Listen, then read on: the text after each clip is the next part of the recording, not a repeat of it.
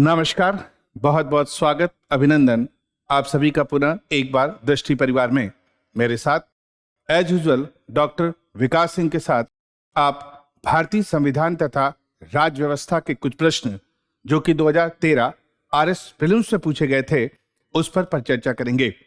दोस्तों, हमने पीछे भी बात की है कि जब हम पिछले सालों के प्रश्न देखते हैं तो वो हमारी आगामी रणनीति में सहायक बनते हैं।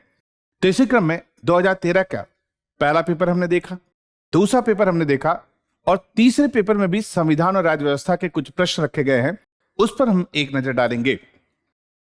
अगर हम 2013 के पहले प्रश्न पर चलें, प्रश्न में कहा जा रहा है संविधान संशोधन करने के विधेयक को वीटो करने की राष्ट्रपति की शक्ति सहमति देनी होगी शब्द से स्थानापन्न करके किस संशोधन द्वारा छीन ली गई। अर्थात प्रश्न में पूछा जा रहा है कि किस संवैधानिक संशोधन अधिनियम के माध्यम से राष्ट्रपति को संविधान संशोधन विधेयक पर अनुमति प्रदान करने के लिए बाध्य कर दिया गया। दूसरे शब्दों में कहा जाए तो राष्ट्रपति संविधान संशोधन विधेयक को संसद के पास पुनर्विचार के लिए नहीं लौटा सकेगा। यह व्यवस्था किस संवैधानिक संशोधन से की गई? विकल्प है 23वां संशोधन, विकल्प है 24वां संशोधन, विकल्प है 42वां संशोधन, विकल्प है 44वां संशोधन। तो आप सभी को ज्ञात होगा कि 24वें संविधान संशोधन अधिनियम 1971 के माध्यम से राष्ट्रपति को संविधान संशोधन विधेयक पर अनुमति देने के लिए बाध्य कर दिया गया। अर्थात यहीं पर कहा गया कि राष्ट्रपति अगर संसद से पारित होकर संशोधन विधेयक उस तक पहुंचता है तो वह उस पर अनिवार्य रूप से अनुमति प्रदान करेगा, अर्थात उसे पुनर्विचार के लिए नहीं लौटा सकेगा। तो यह व्यवस्था मूल संविधान में नहीं बल्कि किस संवैधानिक संशोधन के माध्यम से स्थापित की गई है, तो वो संशोधन कौन सा हो जाएगा? 24वां। अगले प्रश्न पर गौर करें। अगला प्रश्न, भारत की प्रभुता, एकता और अखंडता की रक्षा करने और उसे अक्षुण्ण रखने के मूल कर्तव्य को किस स्थान पर रखा गया है? मूल कर्तव्य हम सभी को ज्ञात है कि इंदिरा गांधी सरकार के दौरान बाकायदा जब परिस्थितियां चल रही थी देश में, राष्ट्रीय आपात या नेशनल इमरजेंसी, इस दौरान एक कमेटी गठित की गई जिसका नाम था स्वर्ण सिंह समिति। इस स्वर्ण सिंह समिति की सिफारिशों पर संविधान के भाग 4A में और संविधान के अनुच्छेद 51 A में अगर कहा जाए संशोधन तो वो हो जाएगा 42वां, और इसके माध्यम से हमने कुल 10 मूल कर्तव्य जोड़े थे। अर्थात 42वें संशोधन के माध्यम से 10 मौलिक कर्तव्यों का उपबंध किया गया था, जो कि वर्तमान में 11 मूल कर्तव्य हैं। लेकिन प्रश्न में एक मूल कर्तव्य को देकर कहा जा रहा है कि इस मूल कर्तव्य में कौन सा क्रम है, और वो है देश की प्रभुता, एकता और अखंडता की रक्षा करना, पहला, दूसरा, तीसरा और चौथा। तो जब हम सारे मूल कर्तव्यों को देखते हैं तो हमें मिलता है कि तीसरे नंबर पर इस मूल कर्तव्य को रखा गया है कि सभी नागरिकों का यह कर्तव्य है कि भारत की प्रभुता, एकता और अखंडता की क्या करे? रक्षा। तो कौन सा कर्तव्य हो जाएगा? तीसरा। अगले प्रश्न को लें। अगला प्रश्न, निम्न कथनों पर विचार कीजिए। हमारे पास 2 कथन है। क्या? पहला, 44वें संवैधानिक संशोधन 1978 द्वारा राज्य नीति के सभी निदेशक तत्वों को अनुच्छेद 14, अनुच्छेद 19 में उल्लिखित मूल अधिकारों पर प्राथमिकता प्रदान की गई। दूसरा स्टेटमेंट कह रहा है कि मिनर्वा मिल्स वाद 1980 के निर्णय में उच्चतम न्यायालय ने यह व्यवस्था दी है कि केवल अनुच्छेद 39 ख एवं ग में उल्लेखित राज्य नीति के निदेशक तत्वों को अनुच्छेद 14 एवं 19 में उल्लेखित मूल अधिकारों पर प्राथमिकता संवैधानिक है। अब इन दोनों कथनों पर अगर हम विचार करें तो पहला कथन गलत है। क्यों गलत है? क्योंकि ये वाली जो बात है वो 44वें संशोधन से नहीं बल्कि 42वें संशोधन से की गई।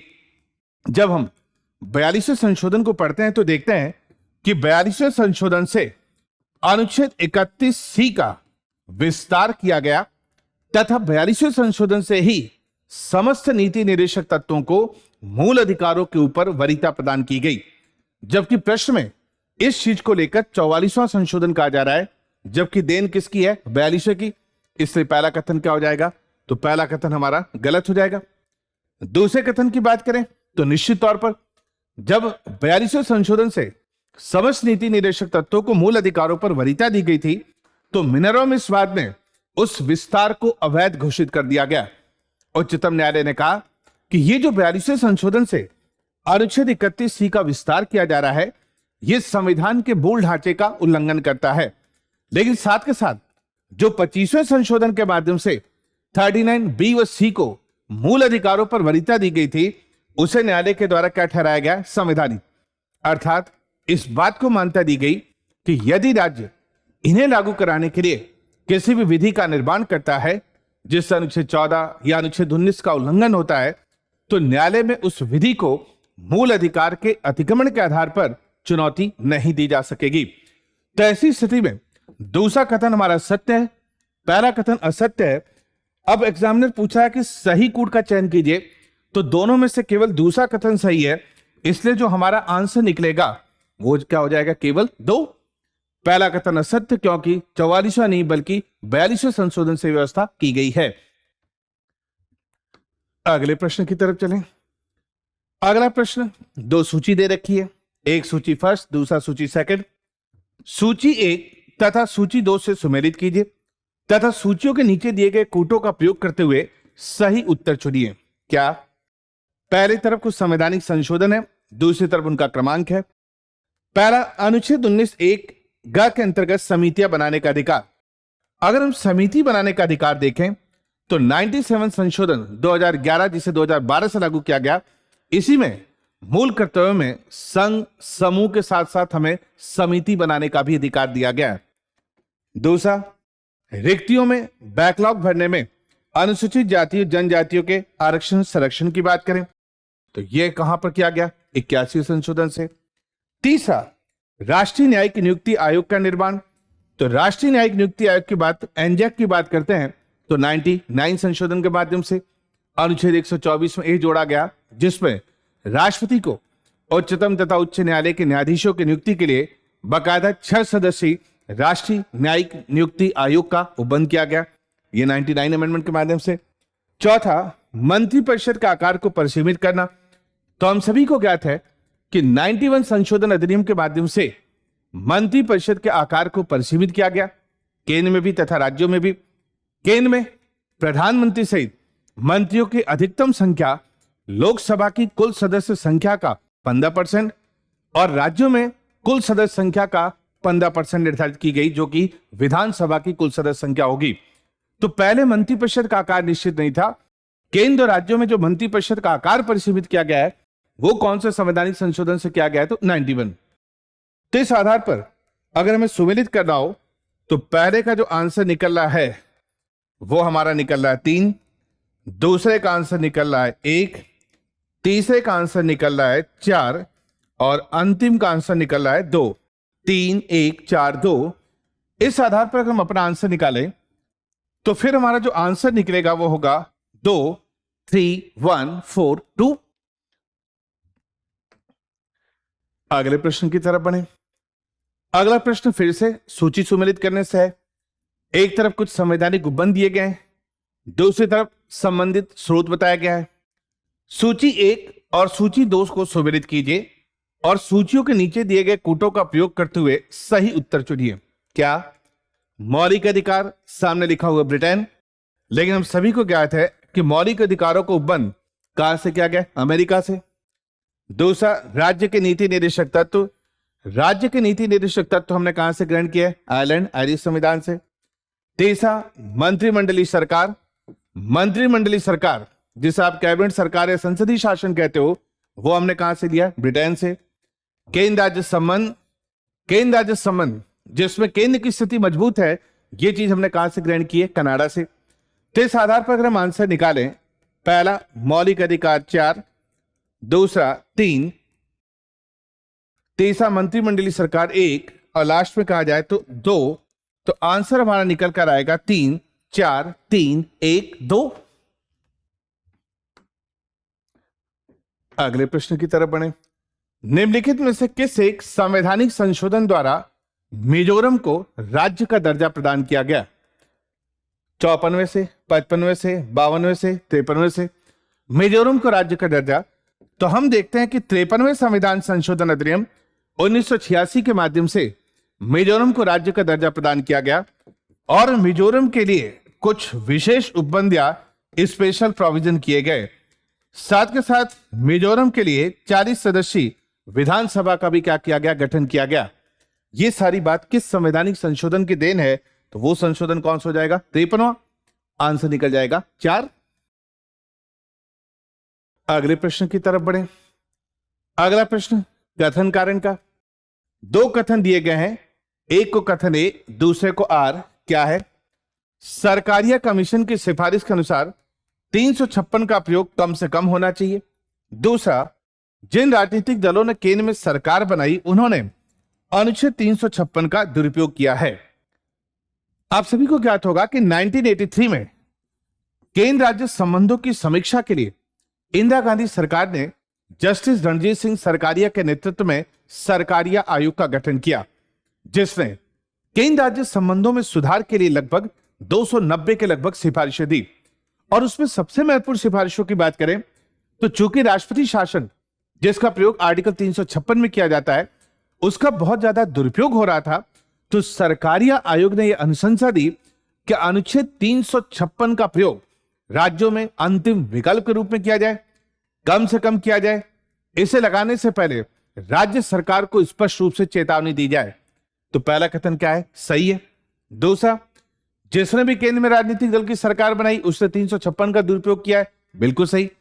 1977 में केंद्र में जनता सभा पार्टी की सरकार बनी, एक साथ 9 राज्यों की विधानसभाओं को भंग कर वहां पर राष्ट्रपति शासन लगा दिया गया। 1980 में इंदिरा गांधी सत्ता में लौटी, फिर से उन्होंने भी 9 राज्यों में राष्ट्रपति शासन लगा दिया। 2016 में अरुणाचल प्रदेश, उत्तराखंड में हमें इसका दुरुपयोग दिखाई देता है। तो जिसने भी सरकार बनाई उसने उन राज्यों की सरकारों को जिसका संबंध उसकी पार्टी से नहीं था, 356 के माध्यम से ही उसे अपदस्थ करने का प्रयत्न किया। तो हम देख रहे हैं कि ए और आर दोनों सत्य हैं और आर जो है वो ए की सही क्या करता है? व्याख्या करता है। अगले प्रश्न को ले। निम्न में से कौन राजस्थान राज्य मानवाधिकार आयोग का अध्यक्ष नहीं था? अर्थात किसने मानवाधिकार आयोग की अध्यक्षता नहीं की है? जस्टिस एन के जैन मानवाधिकार आयोग के अध्यक्ष रह चुके हैं। एस सागिर अहमद मानवाधिकार आयोग के अध्यक्ष रह चुके हैं। जस्टिस कांता भटनागर, ये तो मानवाधिकार आयोग की पहली अध्यक्षा थी। जस्टिस प्रेमचंद जैन, ये राजस्थान में मानवाधिकार आयोग के अध्यक्ष नहीं रहे हैं। तो नहीं पूछा जा रहा है तो आंसर हो जाएगा जस्टिस प्रेमचंद जैन। नेक्स्ट, अगले प्रश्न की तरफ बढ़े। राजस्थान विधानसभा के लिए प्रथम आम चुनाव में कांग्रेस के बाद जिस राजनीतिक दल को द्वितीय सर्वाधिक स्थान प्राप्त हुआ वह था। प्रथम आम चुनाव 1952 में राजस्थान में 160 सदस्य के लिए प्रथम आम चुनाव हुए। इसमें कांग्रेस को छोड़कर, कांग्रेस को इस समय 82 सीटें प्राप्त हुई थी। अब कांग्रेस को छोड़कर सबसे बड़ा दल कौन था? तो हम देखते हैं जनसंघ को 8 सीटें मिली थी, राम राज्य को 24 मिली थी, किसान मजदूर प्रजा पार्टी को 1, हिंद महासभा को 2 सीटें मिली थी। अब ऐसी स्थिति में प्रश्न पूछा जा रहा है कि कांग्रेस के बाद जिसे सबसे ज्यादा सीटें मिली, तो कांग्रेस के बाद राम राज्य परिषद को 24 सीटें प्राप्त हुई थी। तो यहां पर दूसरा जो लार्जेस्ट पार्टी, सर्वाधिक मत प्राप्त करने वाला दल था, सीटें प्राप्त करने वाला दल था, वो कौन सा हो जाएगा? राम राज्य परिषद, जिसने कुल 24 सीटों पर विजय प्राप्त की थी। तो आंसर हो जाएगा 2। अगले प्रश्न को लें। किस वर्षों में संभागीय आयुक्त डिविजनल कमिश्नर के पद को समाप्त और पुनः स्थापित कर दिया गया? संभागीय आयुक्त जो संभाग स्तर का सबसे बड़ा पदाधिकारी है, राज्य को संभाग में डिवाइड किया गया है। अब संभागीय आयुक्त का पद कब समाप्त किया गया और कब फिर से स्थापित किया गया? 62 में समाप्त, 71 में पुनः स्थापित, 59 में समाप्त, 87 में पुनः स्थापित, 66 में समाप्त, 73 में पुनः स्थापित, 62 में समाप्त, 87 में पुनः स्थापित। तो हम देखते हैं कि 1962 में जब मोहनलाल सुखाड़िया की सरकार बनी थी तो उसके द्वारा संभागीय आयुक्त के पद को क्या कर दिया गया, समाप्त। लेकिन 87 में जब हरदेव जोशी की सरकार बनी थी तो हरदेव जोशी की सरकार के द्वारा फिर से संभागीय आयुक्त के पद को क्या कर दिया गया, पुनर्स्थापित। तो 62 में समाप्त किया गया, 87 में संभागीय आयुक्त के पद को फिर से क्या कर दिया गया, स्थापित। आंसर क्या हो जाएगा, 4। अगले प्रश्न की तरफ बढ़े। राजस्थान में राष्ट्रपति शासन कितनी बार लगाया गया? 6 बार, 4 बार, 7 बार, 2 बार। तो आप सभी को ज्ञात है कि राजस्थान में कितनी बार राष्ट्रपति शासन का प्रयोग किया जा चुका है? 4 बार। कब कब? 1967, 1977, 1980 तथा 1992। इन 4 अवधियों में बकायदा राजस्थान में राष्ट्रपति शासन का प्रयोग किया जा चुका है। तो कितनी बार हो जाएगा? 4 बार। अगले प्रश्न की तरफ बढ़े। निम्न में से कौन राजस्थान का प्रथम मुख्य सचिव बना? मुख्य सचिव जो राज्य का सबसे बड़ा लोक सेवक है, सबसे महत्वपूर्ण प्रशासनिक पदाधिकारी है, जिसके कंधे पर संपूर्ण राज्य के प्रशासन का भार है। राजस्थान में पहला बना बीजी राव, वी नारायण, के राधाकृष्णन, एस.डब्ल्यू. शिवशंकर। तो राजस्थान में हम देखते हैं कि 13 अप्रैल 1949 को के राधाकृष्णन राजस्थान के प्रथम मुख्य सचिव बने थे। पहला मुख्य सचिव कहा जाए तो के राधाकृष्णन। मुख्य सचिव की नियुक्ति मुख्यमंत्री करता है और इसका कार्यकाल भी मुख्यमंत्री के साथ संबंधों पर निर्भर रहता है। तो पहला पूछा जाए तो कौन हो जाएंगे? के राधाकृष्णन।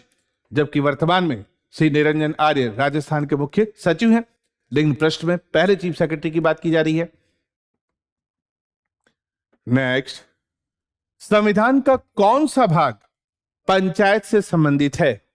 भाग 8, भाग 9, भाग 9A, भाग 9B। तो आप सभी को ज्ञात है कि 73वें संशोधन अधिनियम 1992 के माध्यम से संविधान में भाग 9 जोड़ा गया, जिसका संबंध किससे है? पंचायत से। जबकि 9A का संबंध नगर पालिका से है, 9B का संबंध कोऑपरेटिव या सहकारी समितियों से है। भाग 9 की बात की जाए तो वो किससे संबंधित है? तो पंचायती राज से। और यहां पर पंचायत पे ग्राम पंचायत, पंचायत समिति और जिला परिषद तीनों के तीनों क्या है? शामिल है। इसी के माध्यम से संविधान में 11वीं अनुसूची जोड़ी गई। इसी के माध्यम से पंचायतों को कुल 29 विषय क्या किए गए? प्रदान किए गए। तो भाग 9 का संबंध किससे है? तो पंचायतों से। तो ये कुछ प्रश्न थे जो कि 2013 के तीसरे पेपर में संविधान और राज्य व्यवस्था से पूछे गए थे। और इनकी आज भी ये प्रासंगिकता है कि इन प्रश्नों को देखकर आप आगामी आरएस की तैयारी के लिए अपनी रणनीति का निर्माण कर सकते हो। तो चलिए इस डिस्कशन को यहीं पर विराम देते हैं। ऑल द बेस्ट आप सभी को। नमस्कार।